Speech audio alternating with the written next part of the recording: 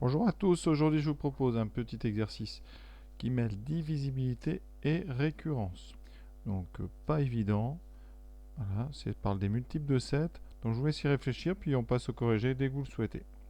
Alors première question, on vous demande de calculer quelques termes d'une suite définie par la relation de récurrence un égale 3 puissance 2n plus 1 plus 2 puissance n plus 2, et ceci pour n appartenant donc à grand N, c'est-à-dire n entier.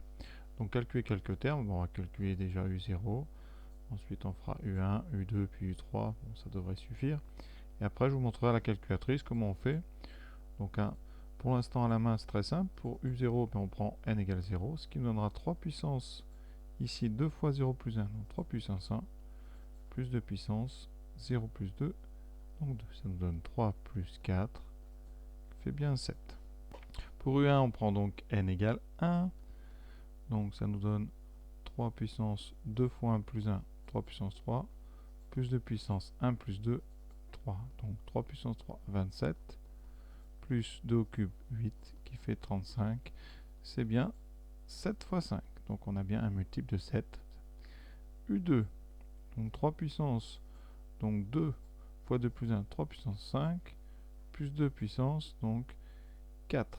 Alors 3 puissance 5, ça devient un peu gros, donc ça fait 80, c'est 3 puissance 4, donc ça fait 81 fois 3, donc 243, plus donc 2 puissance 4 qui fait 16, ça nous donne 259. Alors il faut savoir que 259 c'est 210 plus 49, hein, c'est-à-dire 30 fois 7 ici, et là 7 fois 7, donc c'est 37 fois 7. Donc on a encore un multiple de 7. Alors à la main, le suivant sera peut-être un peu compliqué, donc pour n égale 3, ça nous fait 3 puissance 7, plus 2 puissance ici 5. Alors la puissance de 5, c'est 32, la puissance de 7, c'est un petit peu plus compliqué. Donc puissance de 7, est-ce qu'on l'a fait à la main ou pas? On avait 3 puissance 5 qui était 243, donc ça fait 243 fois donc 3 au carré, ça fait 243 fois 9, c'est-à-dire 3 puissance 5 fois 3 puissance 2. Donc 3 fois 9, 27, on retient 2, 4 fois 9, 36 et 2, 38, on retient 3, 2 fois 9, 18 et 3, 21, donc 2187. Ça nous fait donc 9, 1, 2219. Voilà, on va vérifier, est-ce que c'est multiple de 7? Alors là, on est en spé, donc on peut se passer de la machine. Ça fait 2100 plus 119, c'est-à-dire 2100 plus 70 plus 49, et on n'a que des multiples de 7. Donc par combinaison, c'est un multiple de 7. Pour ceux qui ne me croient pas, eh bien ça donnera 2100. C'est donc 7 fois 300, plus 7 fois 10, plus 7 fois 7, donc 7 fois 317. Donc dans les 4 cas qu'on a fait, on a bien toujours un multiple de 7. Alors si vous voulez faire ça à la machine, eh bien c'est très simple. Alors à la machine, donc je vous propose d'aller dans le menu tableau. Sur les Texas, mais dans le tableau, vous rentrez la fonction comme moi ici, on va rentrer donc 3 puissance, alors ici on va faire x, donc on va faire 2 fois x plus 2, c'est-à-dire qu'à la place de n, vous mettez un x, ça sert à rien d'aller dans le mode suite, ça marche très bien avec des fonctions. 2 puissance ici, donc n plus 2, sauf que l'astuce, hein, ça va être d'aller dans le réglage et de partir donc de 0 jusqu'à par exemple ici, on va aller jusqu'à 50, et on va aller surtout le pas, c'est le pas qui est important, de 1 en 1, c'est ce qu'on fait toujours dans les suites. Et là, vous mettez table, et il va nous calculer, vous voyez, 7. Alors, le premier, c'est donc 7, le deuxième, 35, 259, c'est ce qu'on a trouvé, 2219, et etc. Et à chaque fois, alors, est-ce que c'est un multiple de 7? Donc là, on peut faire une petite astuce, c'est-à-dire qu'on va modifier la fonction précédente, et on va donc mettre une division par 7. Et si le nombre qu'on trouve est entier, eh bien ça veut dire que notre conjecture, ça va être que c'est toujours divisible par 7. Et vous voyez que le nombre qu'on obtient en colonne 2, c'est donc notre suite un divisé par 7, et c'est toujours un entier. Voilà, un entier qui peut être très grand parce que ça monte très vite à cause des puissances. Donc c'est pour ça qu'on ne peut faire qu'une conjecture de toute façon, qui se limite très vite puisqu'après les nombres sont trop gros. Et de toute façon, sur les suites, on ne peut faire que des conjectures, puisqu'il faudrait vérifier une infinité de termes. Voilà, donc voilà pour la première question, vous voyez. On peut donc vérifier que tous les termes qu'on a calculés sont multiples de 7. Et maintenant, eh bien, on va passer à la deuxième question. Alors, la démonstration à la question 2, alors, il faut éviter de se lancer tout de suite dans des récurrences. On va essayer de voir un petit peu ce qu'on peut exploiter. On vous demande en fait de montrer que un plus 1, c'est 2un plus 7 fois 3 puissance 2n plus 1. On va, pour l'instant, eh bien, essayer de calculer justement 2un plus 7 fois 3 puissance 2n plus 1, voir ce que ça donne. Et ceci pour n appartenant à n, donc pour n quelconque. Donc on remplace un par son expression, par son terme général, comme on dit. Ça donne 3 puissance 2n plus 1, plus 2 puissance n plus 2, voilà, plus 7 fois 3 puissance 2n plus 1. Voilà. Et on va développer pour l'instant. Ça nous donne 2 fois 3 puissance 2n plus 1, plus 2 fois 2 puissance n plus 2, plus 7 fois 3 puissance 2n plus 1. Alors là, qu'est-ce qu'on peut faire? Bien, on voit ici, vous voyez, qu'on peut regrouper et factoriser par 3 puissance 2n plus 1. Donc, on va le faire. On factorise donc par 3 puissance 2n plus 1. Et on aura donc ici facteur 2 plus le 7. Ensuite, on a 2 fois 2 puissance n plus 2. Donc là, on n'avait pas le choix.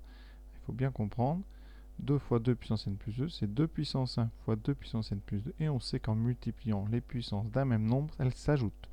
Donc on aura 1 plus n plus 2, ce qui nous donnera n plus 3, la ligne suivante.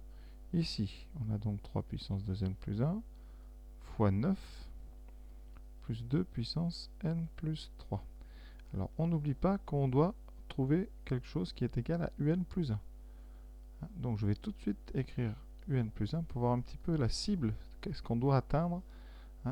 Et un plus 1, pour n, donc est supérieur ou égal à, eh bien, ici 0, un plus 1, c'est 3 puissance 2 fois n plus 1, plus 1, plus 2 fois n plus 1, plus 2. Alors, pour trouver ça, j'ai tout simplement remplacé dans l'expression, dans le terme général, ici n par n plus 1. Ça, vous voyez, ça me donne 2 fois n plus 1, 2 puissance n plus 1 plus 2. Donc ça me donne 3 puissance 2n plus 2.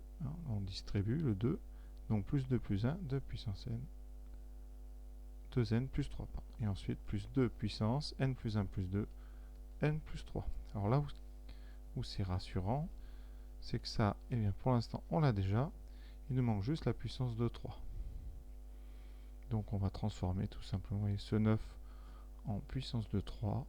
9, c'est 3 au carré. Donc on a 3 puissance 2n plus 1 fois 3 au carré. Voilà.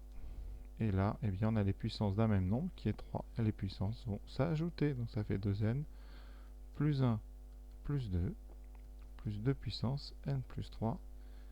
Et ça, c'est 3 puissance 2n plus 3 plus 2n plus 3. Et on reconnaît ici, d'après ce qu'on a écrit quelque part sur sa copie, est égal à un plus 1.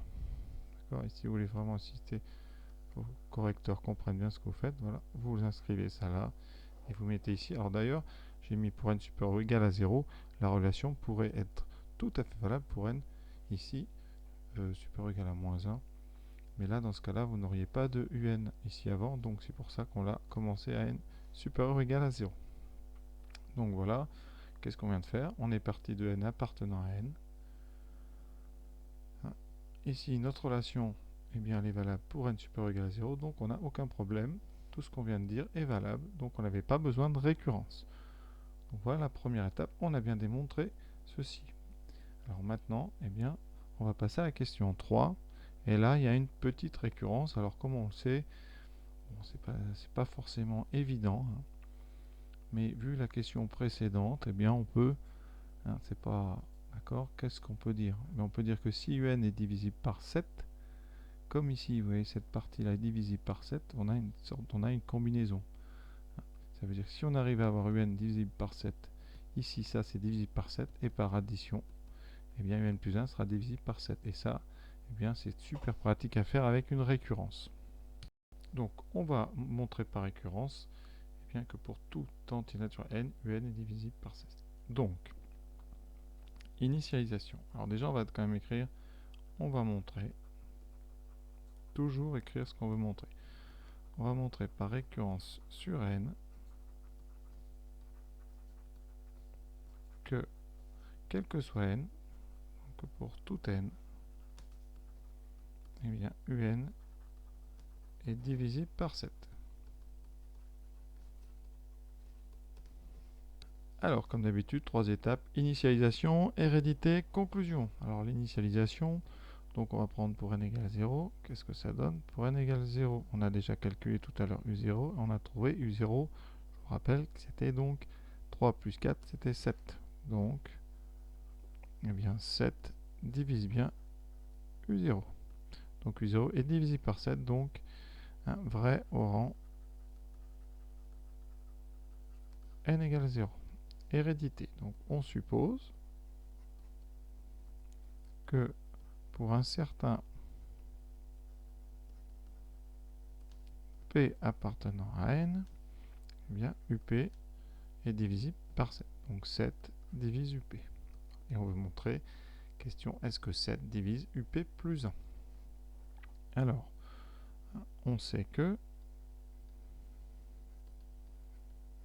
UP plus 1, d'après la question précédente, c'est 2UP plus 7 fois 3 puissance 2n plus 1. Alors comme c'est P ici, on va mettre P plus 1. D'accord? Qu'est-ce qu'on va faire avec ça? Eh bien, on va dire 7 divise 3 puissance 2p plus 1. 7 divise UP. Donc, 7 divise 2 fois UP. Et par addition, eh bien 7 divise donc 2 fois UP plus 3 puissance 2p plus 1. Conclusion, donc 7 divise UP plus 1. Voilà. Vous pouvez faire autrement pour rédiger, hein, en disant que comme 7 divise 2 UP, eh bien 2 UP, enfin UP s'écrit K fois 7 avec K appartenant à Z, et comme ça vous factorisez par 7. Hein. Alors ça donnerait ceci. Hein, on dit il existe K appartenant à Z tel que UP égale 7 fois K. Donc UP plus 1 serait égal à eh bien 2 fois 7K plus 7 fois 3 puissance 2P plus 1. Certains le font comme ça. Et on met vraiment le 7 en évidence avec ici 2K plus 3 puissance 2P plus 1. Si vous faites ça, par contre, vous indiquez bien ici qu'on a un élément entier. Très important, 2 fois K plus 3 puissance 2P plus 1 est entier. Et vous avez donc la divisibilité de UP plus 1 par 7. Donc voilà, et après vous n'avez plus qu'à conclure. Donc, l'hérédité est démontrée. Conclusion, on a bien montré. Donc on a l'initialisation, l'hérédité. On a bien, eh bien, UN divisible par 7 pour tout n appartenant à grand N. Voilà, donc voilà pour cet exercice. Hein. C'est très sympa comme exercice parce que eh bien, ça mêle à la fois la divisibilité, vous voyez ici on peut raisonner avec des divisibilités, ça utilise les récurrences. Ensuite, en question 2 et 3, eh bien, il y a un petit choix, à quel moment fait-on la récurrence? C'est pas si évident que ça. Et surtout, en question 2, hein, une recherche de thème général qui est loin d'être évident parce qu'on manipule pas mal les puissances. Donc, un exercice à travailler, si j'ai un conseil à vous donner, parce que ça apporte quand même pas mal. Techniquement, c'est assez intéressant et ça vous servira toujours de savoir faire ce genre d'exercice. Donc voilà, j'espère que ça vous a plu. À très bientôt.